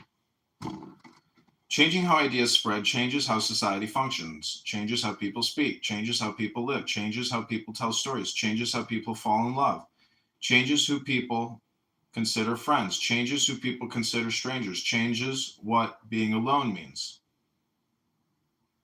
Then there's some pictures of the Lascaux caves, which are Bulls, Neolithic, the tombs of the nobles, Egypt, hieroglyphics, the Sistine Chapel, Catholic Church, Berlin Wall. Then you have a photo of an old Apple iPhone. And then a picture that says, I want to see your friends once. People sharing more, even if just with their close friends or families, creates a more open culture, leads to better understanding of the lives and perspectives of others. See, this is why this is kind of bullshit, because really Facebook is not about that. It's a spam ad network. And what people post is a hypnosis, but it's a shitty hypnosis. Connection is the fundamental unit of society, and increasing the number of ways people can connect the number of people they can connect to is a powerful tool for good. It blurs lines, it alters perspectives, it humanizes, because when everyone is considered an us, there's a lot less us versus them. Historically, those who control the media control the message. If you're the only one with a printing press, you control what people read. Same with radio, same with TV. But what happens when everyone can put their message in front of a lot of people, when the playing field is level, when everyone has a printing press? The ones with the best ideas are the ones people listen to. Influence can no longer be owned. It must be earned. And there's a chart. It says amount of information shared compared to time. Information shared online in a day, information we can handle in a day. So the information that is shared versus how much we can actually retain has not changed. Zuckerberg's law. It sounds cool, doesn't it? Just like some sort of vigilante justice for people who take too many pretzels from the micro kitchen. Yeah, it's not that. It's about sharing stuff on the internet. Zuckerberg's law. The amount each person shares doubles each year. That means each year the amount of information shared by humanity is increasing at an exponential rate. That is massive. That is almost unfathomable. But as the amount of content is growing wildly, the amount of time people spend consuming content has not changed. There are no more hours in the day, so there's a lot more content and nowhere for it to go. That means there are two massive opportunities. One massive opportunity lies in creating more ways for people to share more things. It stands to reason that the demand for better, easier, and new ways to share will grow proportionally as people share more and more of their daily lives. I've already seen this proven true as mobile phones have become more and more powerful. The sheer amount of things people can share and always they can share those things is staggering.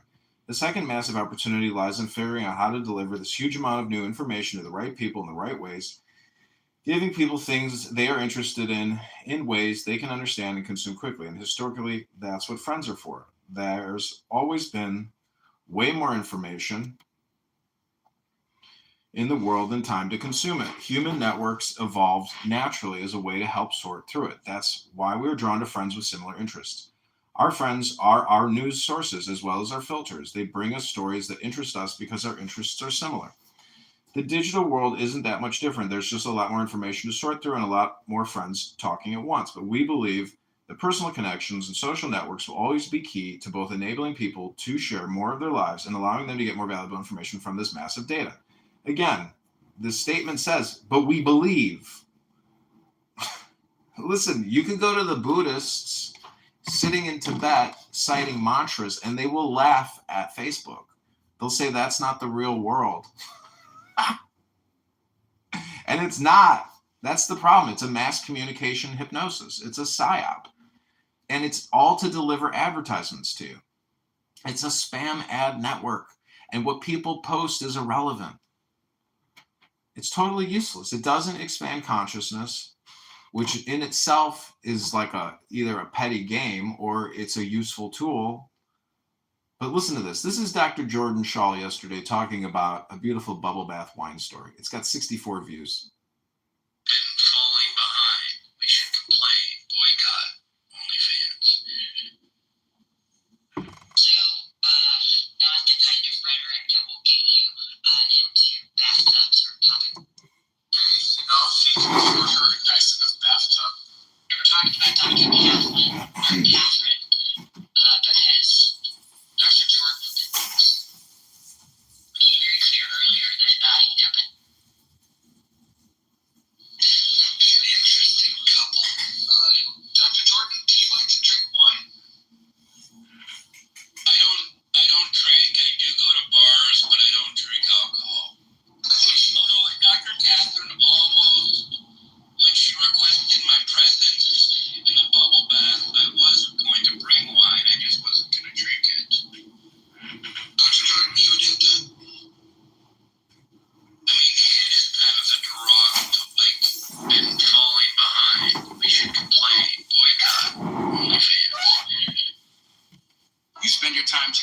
This is Hampton Spears yesterday.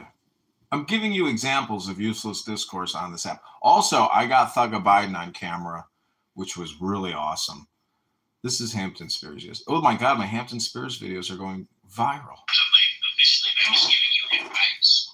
You know what I'm saying? So That's really all this. I can't get people say, "Oh, what's the code? Like, what's the cheat code to reach?" There's no cheat code. There's fake content that people want to watch. I mean, because you're not making content that people want to watch. But the fact you haven't gotten that message after 4 years, it's a little bit concerning. Right. I mean, shouldn't you go look in the mirror and say that to yourself? What have you created? You've created nothing. See, now you're just getting defensive. Oh, the thumbnails. I always heard about the thumbnails. I'm trying to help you.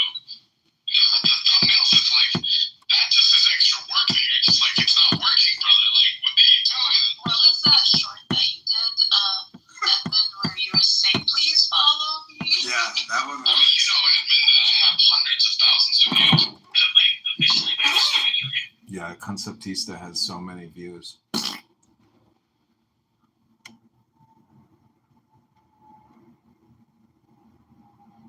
Okay, I'm going, Chris, I hope you enjoyed that Red Book reading. I'll probably try to print it out and maybe even bind it. It would be awesome to print that thing, bind it, and then sell it on eBay, because it's not on eBay. And I mean, I know it may be copyrighted, but I'd be willing to take that risk. People should read that shit, because it informs you as to their actual stated missions and goals, which in retrospect, you could say is totally subversive and a lie, because it really has nothing to do with their stated missions or goals. It's all about making money and spamming you with ads and ripping you off. So I want to go back to the original ripoff, which is essentially spirituality. And I don't think it's really a ripoff. I think it's useful, calming, relaxing information that can help you deal with the toxic mindsets of all of your fellow human beings, which are unenlightened beings for the most part, because they're still living with fear and anxiety. And a lot of people who talk about God, they sure don't talk about God. They're so aggressive about it. So if you go into the Christian room right now, if I had a second burner account, I would play for you what Christians are talking about with Jews. And you would see that both Jews and Christians are not talking about God in a happy way. They are debating God very aggressively.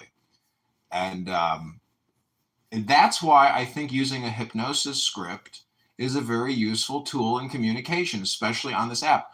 Our dialectic conversations are not helping. I don't think so. No one's chilling out. Do you not agree that people on this app are just not thinning out, chilling out, cheesing out?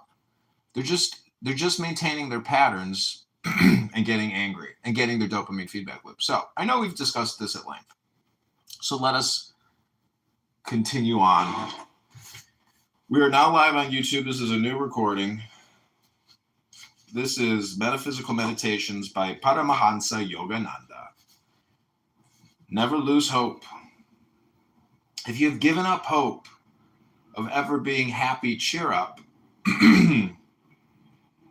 Never lose hope. Your soul, being a reflection of the ever-joyous spirit, is in essence happiness itself. If you keep the eyes of your concentration closed, you cannot see the sun of happiness burning within your bosom. But no matter how tightly you close the eyes of your attention, the fact nevertheless remains that the happiness rays are ever trying to pierce the closed doors of your mind. Open the windows of calmness, and you will find a sudden burst of the bright sun of joy within your very self. The joyous rays of the soul may be perceived if you interiorize your attention. These perceptions may be had by training your mind to enjoy the beautiful scenery of thoughts in the invisible, intangible kingdom within you. Do not search for happiness only in beautiful clothes, clean houses, delicious dinners, soft cushions, and luxuries. These will imprison your happiness behind the bars of externality, of outwardness. Rather, in the airplane of your visualization, glide over the limitless empire of thoughts. There behold the mountain ranges of unbroken, lofty spiritual aspirations for improving yourselves and others. Glide over the deep valleys of universal sympathy. Fly over the geysers of enthusiasm, over the Niagara Falls of perpetual wisdom, plunging down the hoary crags of your soul's peace. Soar over the endless river of intuitive perception to the kingdom of his omnipresence. There in his mansion of bliss, drink from his fountain of whispering wisdom and quench the thirst of your desires. Dine with him on the fruits of divine love in the banquet hall of eternity. If you have made up your mind to find joy within yourself, sooner or later you shall find it. Seek it now, daily, by steady, deeper and deeper meditation within.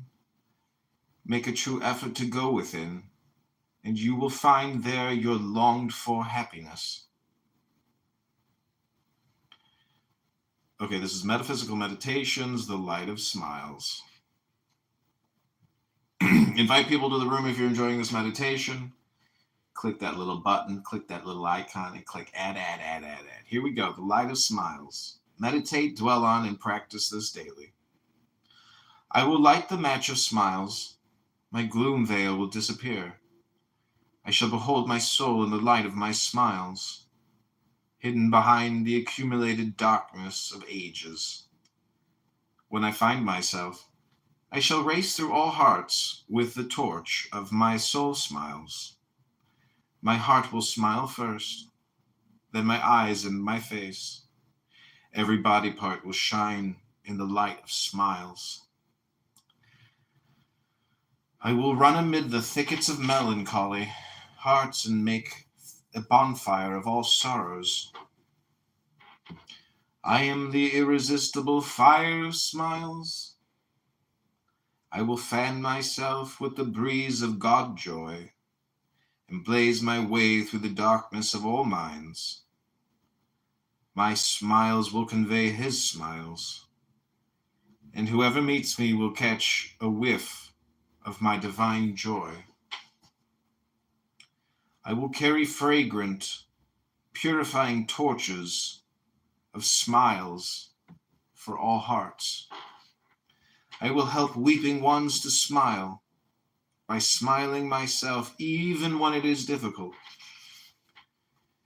In the cheer of all hearts, I hear the echo of thy bliss. In the friendship of all true hearts, I discover thy friendship. I rejoice as much in the prosperity of my brothers as I do in my own prosperity. In helping others to be wise, I increase my own wisdom. In the happiness of all, I find my own happiness. Nothing shall blight my smiles. Grim death, disease, or failure cannot daunt me. Disaster cannot really touch me. For within my soul, I possess the unconquerable, unchangeable, ever new bliss of God. O divine, silent laughter, be enthroned beneath the canopy of my countenance and smile through my soul.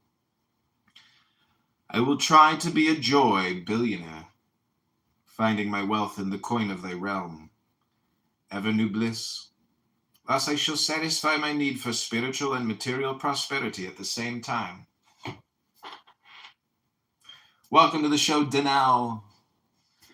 I like that RFK PTR you have. Yeah, it's good. It's his humiliation ritual before he took a cabinet position.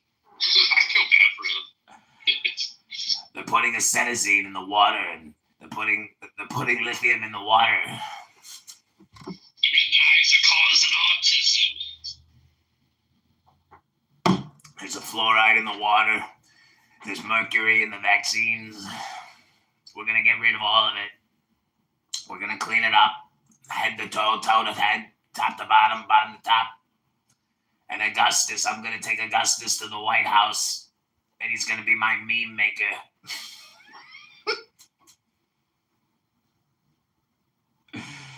I heard somebody doing an RFK impersonation on here the other day. It was so fucking spot on. It was hilarious. Yeah, there's some oscillation. That's always. I can't do it, but I think there's an oscillation. You got to go up and down with it. Yeah. Well, I thought as I was walking up there, yeah, there's an up and down.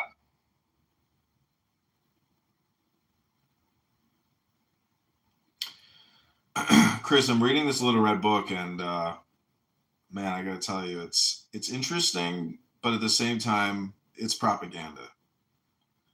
Because it's, I don't know, it's neurally networking millions into stupidity. Welcome, Francisco. This is Meditation on Joy. Thank you.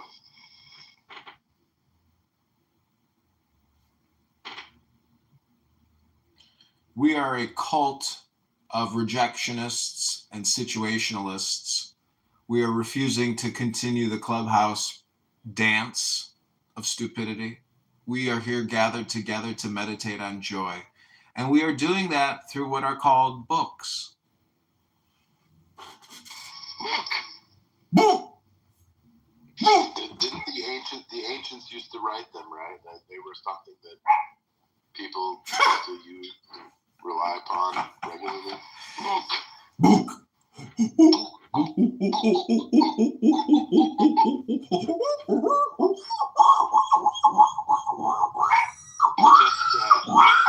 was on a plane, and I was forced, well, not forced, but I didn't have anything better to do, I guess, to watch the latest Planet of the Apes movie. Wait, Francisco, you hate the Jews. Yeah, I know that's kind of my reputation, and I'm not going to deny it, but it's just a shtick. There are other things that I do. There are other things that he hates, like Planet of the Apes, like the new Planet of the Apes movie. Planet of the Grapes. Well, did you ever see Larry David's Sour Grapes? No, see, like I too much of him is like it's like trying to be entertained by a goblin. Did you see Larry David talk about Hitler viewing a magic show? I'm sure it was quite hilarious. Yeah. I watched him when he peed on the icon of Christ. That was Jewish. That was funny, right? That's extreme. So funny. So funny. And then, he probably was part of the same tribe of the guy who put the crucifix in a jar of urine in New York City, and they're like, "Oh, look at art." So wait, you said you do other things as if you have different routines. Are you an actor?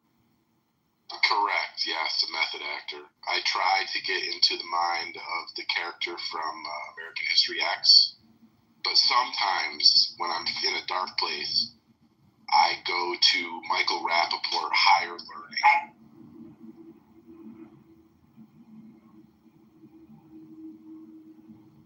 You ever see that movie? I think I saw it in a trans-accessible bathroom once.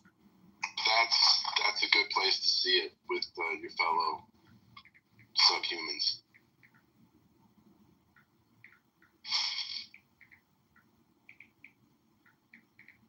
I haven't talked to Abby in a long time. How are you doing, Abby? Good, how are you?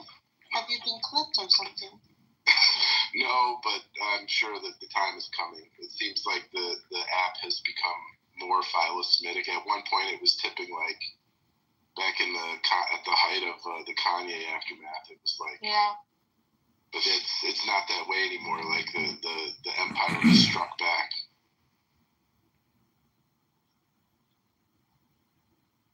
A lot of people left also. Yeah, it is kind of boring. There's a lot of like ignoramus. There's a lot of ignoramus generally, but the black kind, I just find I don't even want to spend. I go in a room and I hear a black voice, and I just immediately hear what they're talking about. It doesn't matter to me at all. I agree with you. There's a lot of retarded rooms these days. I don't know where everyone went. Probably X Spaces. Yeah, even there, it's like, it's not entertaining. It's not like the old Clubhouse days, you know?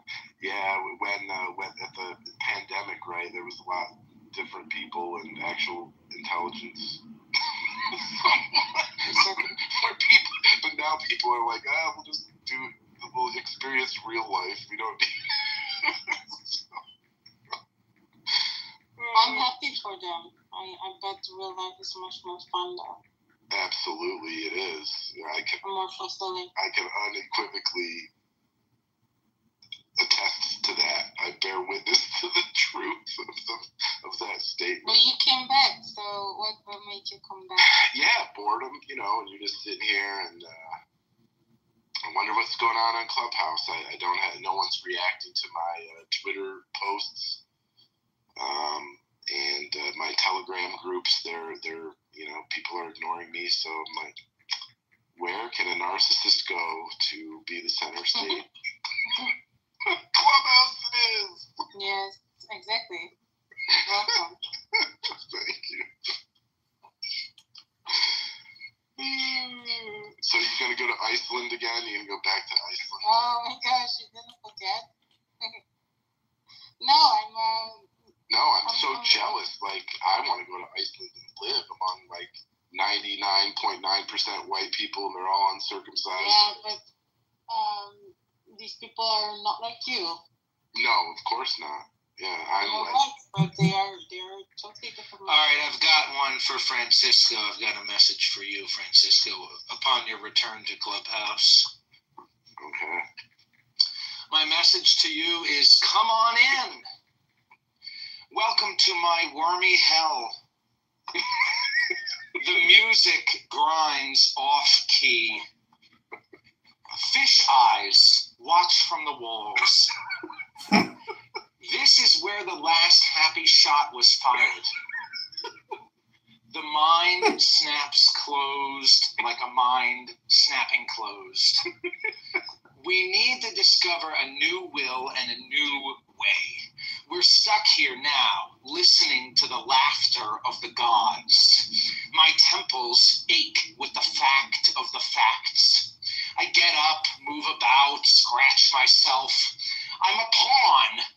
I am a hungry prayer.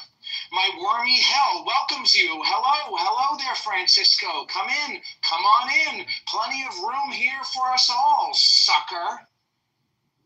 We can only blame ourselves, so come sit with me in the dark. It's 1:30 nowhere, everywhere. It's a perfect poem for a Friday morning. Absolutely. I wanted to add, like, I know you're Lutheran, and every time I see Lutheran church, I think of you. But the famous Lutheran church in Iceland, in Reykjavik, the capital city. Oh, it's one of the most beautiful in the world. Yeah, it's very cool. But there's a huge gay flag going, a rainbow flag, actually, directing towards that church. Exactly. It's called apostasy, and it's very ugly, and it's very advanced among Christian nations that have abandoned their ancestors and their Christian faith. And it's not pretty. It's like old covenant Israel, the old covenant Jews in the time of Christ, right? They had become so apostate that when God, who they are supposed to be worshiping, and they have the oracles of God, they have the temple where God is worshipped according to the law of Moses, and they have the Old Testament law and prophets, and they have the hereditary priesthood, and they even had their own semi-independent kingdom at the time of Christ. Yes, the Romans were over and all, but they still had their own kings, the